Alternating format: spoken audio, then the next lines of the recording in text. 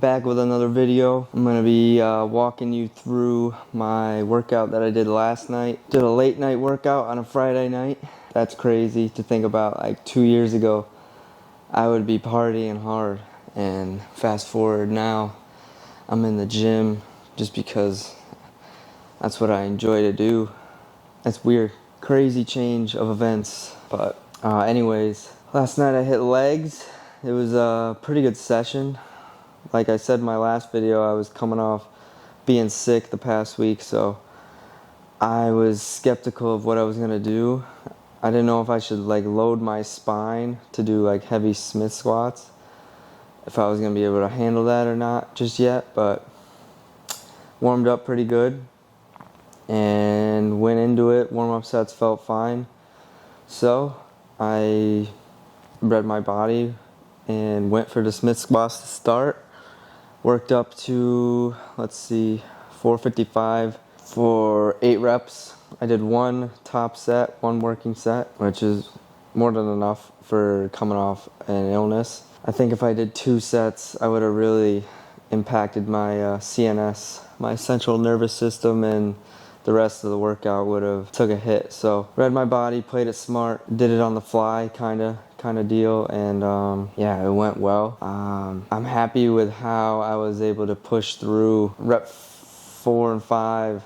I was like, damn, I am feeling it. This feels heavy. So, but I pushed myself. I was composed, took my time, took deep breaths, braced, and did 3 more reps. And yeah, I was happy. It wasn't the best, like, this is me just being nitty gritty, wanting like the best rep execution possible. It wasn't the best cadence. So like, as you can see, I started my first 3 reps were like constant tension kind of reps. And then I was like, this is really heavy. I gotta like catch my breath, brace, and then go each rep this point beyond. So in that aspect, I could improve, but I think form was pretty on point. I maybe could have got a little lower. I say this every time, but I think it was pretty good. But I was happy with it. So then I moved on to leg press. I was doing pendulum squat after Smith squats, but like, I don't know if I was doing them wrong or maybe just sitting in the hole too much, like just depending on like, I don't know. But anyways, I was getting knee pain that I still kind of feel, so I'm working it out still, but I'm just avoiding that for right now because I think I was just relying on sitting in the pocket and putting so much pressure on the stretch that it kind of just negated the impact of the stretch because I was like injuring my knee. So it's like at that point, yeah, it's a good stretch, but I'm injuring myself. So the cons outweigh the pros in that. So I switched my movement to leg press, which I was doing my whole prep, and I enjoyed it.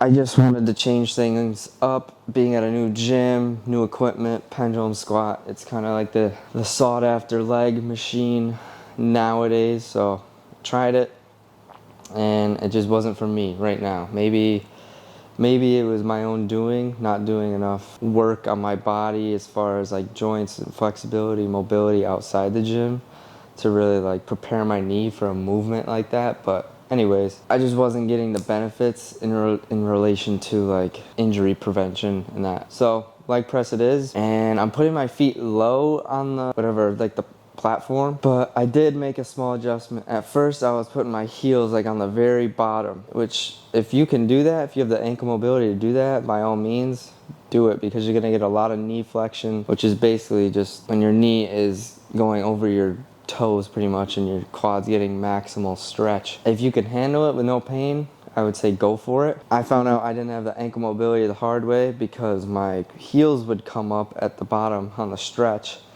and I would almost rely on my calves to get me out of the hole, and that really like I think I partially like tore or like strained my calf muscle. I was feeling it for like a week, like limping pretty much on both. And it was one of those things again where it's like, yeah, I could do it, but it's putting me at risk of injury. So let me just work on maybe my ankle mobility in the meantime and move up my feet on the platform like another inch or two, whereas I'm still getting a good stretch on my quads and my heels aren't coming up off the platform, so I'm using my legs, not my calves, to get out of the pocket. So that's just a small tweak I made. I also widened my stance a bit. I used to go really narrow, but I wanted my legs to go on the sides of my torso so my range of motion can get a bit deeper. Whereas if my feet are closer, I'm getting stopped early because my knee is hitting my torso. So I moved my feet out like maybe an inch or two, and now my knees go on the sides of my body, whereas opposed to like hitting my chest and stopping the range of motion short. Still nailing my quads. It's just a little tweak I did there. So again, small things to increase your, I would say, output as far as weight and making my body more secure and stable in the movement while like totally avoiding injury. So little tweaks like that. You don't always go by the book or black and white. Tweak things in relation to your body, what feels good, what you can do, how your body moves and reacts, do you have pain here, etc. Like, you don't have to just do leg press by the book or squats by the book. Make those little tweaks if it helps you and it prevents injury and it helps you progress. Everyone's different, so just do whatever you gotta do. Did 2 sets there, and I did a top set of 6 plates with like a slight pause on the bottom to make the movement extra hard and get a good stretch. And then I dropped down to 5 plates per side. I think I either matched the reps or got 2 more. I don't know. It was pretty close. At that point, my legs are pretty exhausted from heavy squats and heavy leg press relative to what I can do and the rep execution I was performing the movement at. So moved on to leg extensions, which was my last movement of the day. So this leg workout obviously is quad focus. I mean, hamstrings got a little work unintentionally just from pressing. There's no way to avoid that, but the focus was quads, right? So 2 sets of leg extensions, very controlled, and then partial reps at the end. So I was aiming for trying to get 10 reps clean and then begin partials after that, which I think the set I recorded, I might have gotten 8. It was my second working set. Yeah, 5 working sets. Each set was very intense, especially for coming off like an illness like I have been. So happy with how it went. The key takeaways is just to like tweak things in a way that's beneficial for you personally. You don't gotta do things because you saw someone do it and you think it's good. They have a different body structure, they have different biomechanics. Not everything's gonna work across the board for everybody. And another thing is to just read your body as far as like if something doesn't feel right one day, maybe go not as heavy. So if you're fatigued, don't push yourself over the edge and potentially get injured. Maybe go, I don't usually do this, but if I have to now, like if I'm fatigued, but I can do the workout still, maybe I'll go more volume instead of like the intensity, because that brings so much stress again to your body. So if you're already fatigued and you're going in pushing it extra hard, it's like, it's not really beneficial. So read your body. Work around roadblocks. Knee pain for me was pendulum squat. I'm gonna work around it, try a leg press. Felt good. However, my feet were too low. Yeah, I know I should put my feet there for maximal stretch, but that's just not working for me and my body right now until I can get better ankle mobility to get that stretch. So work around it.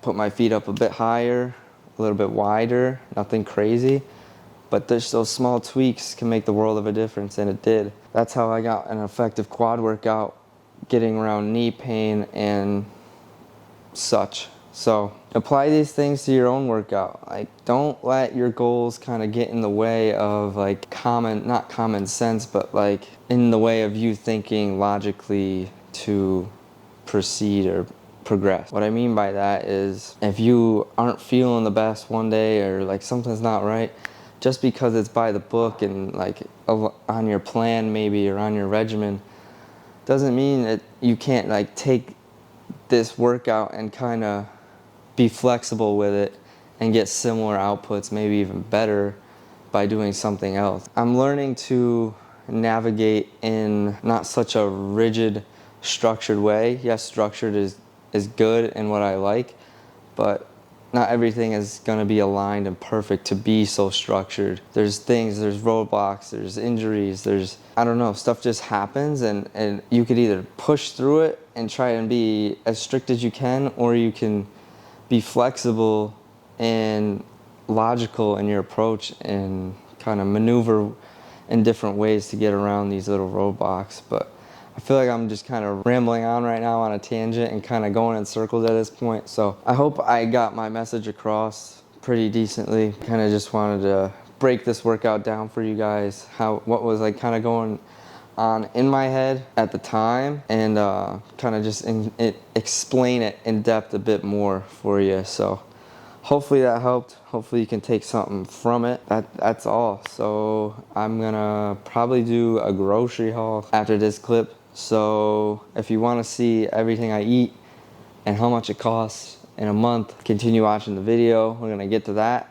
And if you're not interested in that, I appreciate you watching. And yeah, let's get to this grocery haul.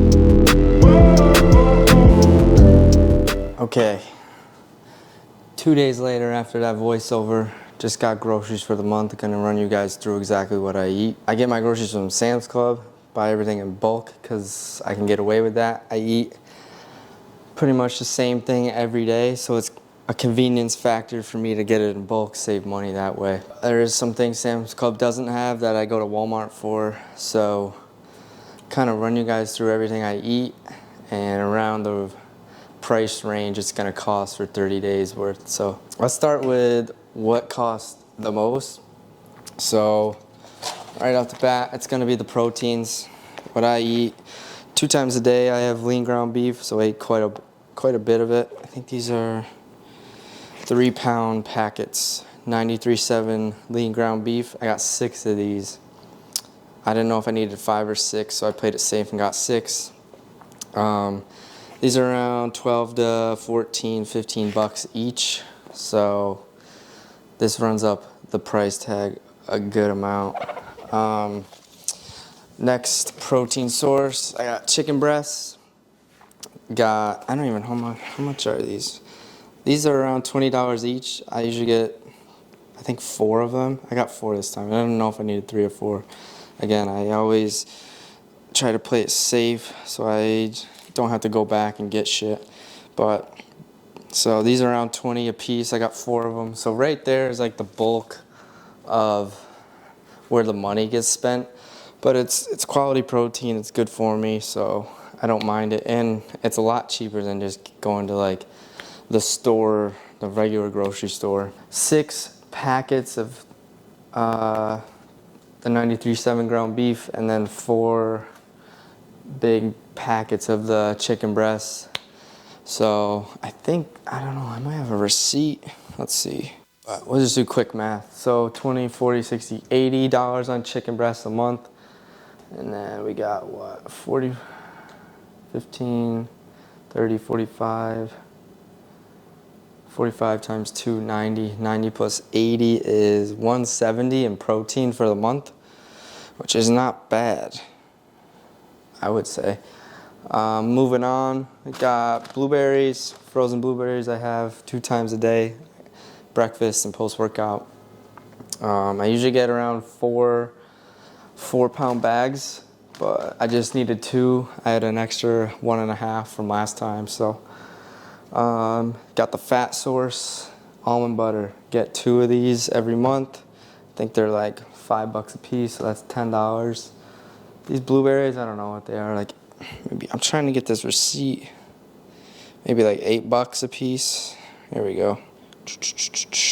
Blueberries, $10 a piece, so $20 in blueberries a month. Bagels, I have 1 bagel every day, half for breakfast, half for post-workout. So I got a pack of 12, which was actually really cheap. Good deal at Sam's Club for $6.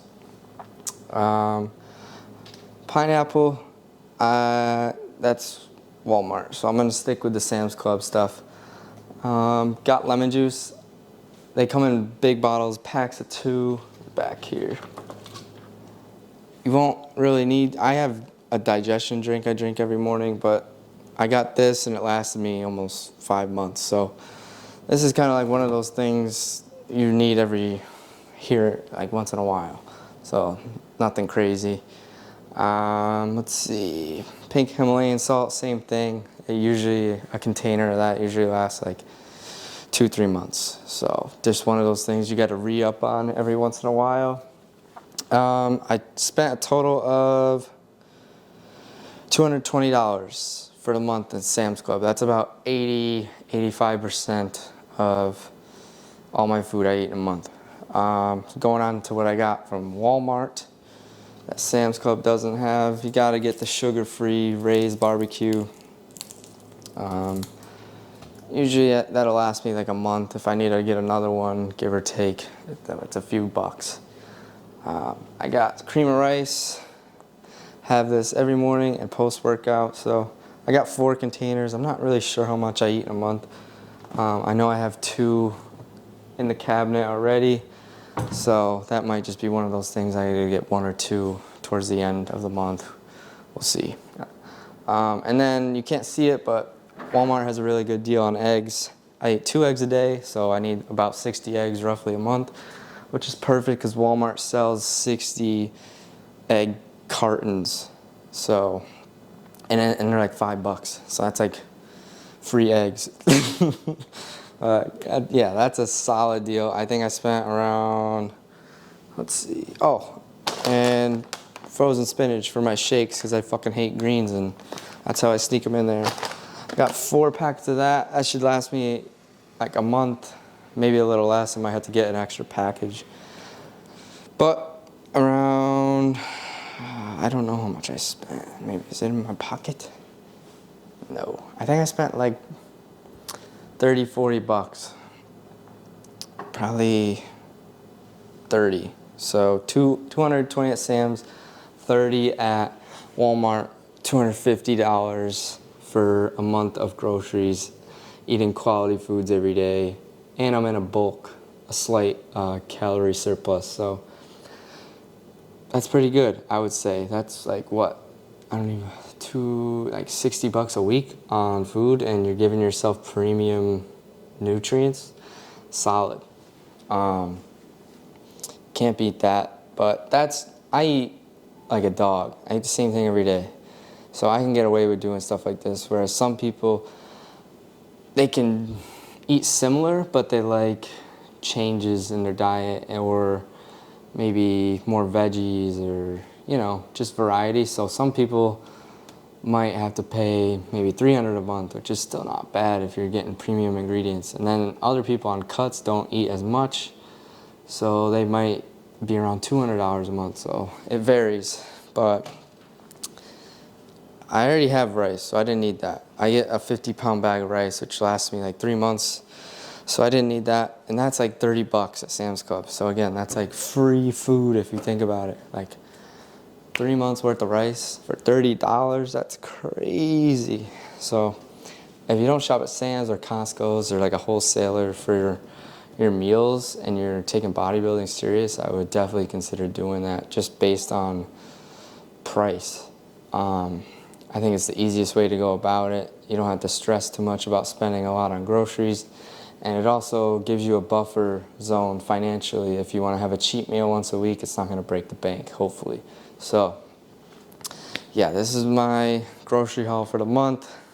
Again, I might have to stop at stores here and there to get like a different sauce I want, or stuff like that. Just little things I might have forgot, or little things that last months at a time, but I just happen to run out this week. So, yeah, you're looking at $250 a month, roughly. Could be a little less, could be a little more each month, but that's a good average for how much I spend on groceries, not including the cheat meals, which I'm very happy about because I'm giving my body the quality nutrients it needs to put on size and just be healthy. So win-win. But yeah, let me know if you guys have any questions about this stuff, and I'll be happy to answer them in the comments or Instagram DM, whatever. But yeah, this is everything I eat in a month. Let me know also if you want to see like all the supplements I eat, how much they cost. I could do that for you guys as well. That might be a little bit more interesting because everyone kind of eats similar foods, but not everyone takes similar supplements outside of like vitamins and stuff like that. But yeah, this is the grocery haul for what I eat in a calorie surplus in the off season. And yeah, appreciate you guys watching. If you like this video, hit the thumbs up. Keep supporting me. It means a lot to me, and it grows my channel organically, which I am aiming to do. So again, thank you. Appreciate you, and stay tuned for the next video.